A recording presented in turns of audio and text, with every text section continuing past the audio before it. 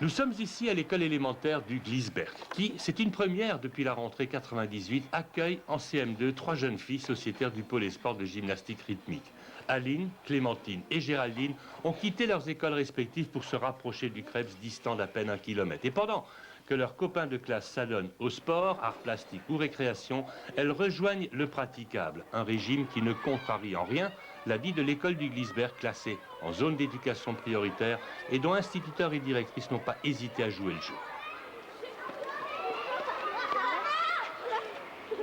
Ce qui nous a poussé à dire oui, c'est de pouvoir confronter nos élèves qui sont souvent dans des milieux un petit peu défavorisés à un milieu d'excellence qui leur fait beaucoup de bien parce que c'est quelque chose qu'ils ne côtoient pas souvent. Bon, il y a eu quelques petits problèmes de concentration de langage, de climat en début d'année, mais ce sont des choses qui se sont réglées très très vite à partir du moment où nos élèves ont pu aller voir un entraînement et qu'ils ont pu réaliser ce que c'était que ces sportifs de haut niveau. Aujourd'hui, un plus pour l'école du Glisberg ? Ah, très certainement un plus. C'est tout à fait partant pour accueillir des CM1 l'année prochaine, en plus de nos CM2. Grâce à cette collaboration, Aline, Clémentine et Géraldine passent quotidiennement 2 heures sur le praticable. En sport-études, on a cours en même temps que les autres font l'école.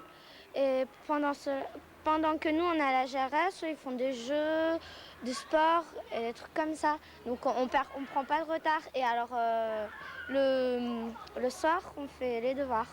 Donc on fait comme les autres, quoi.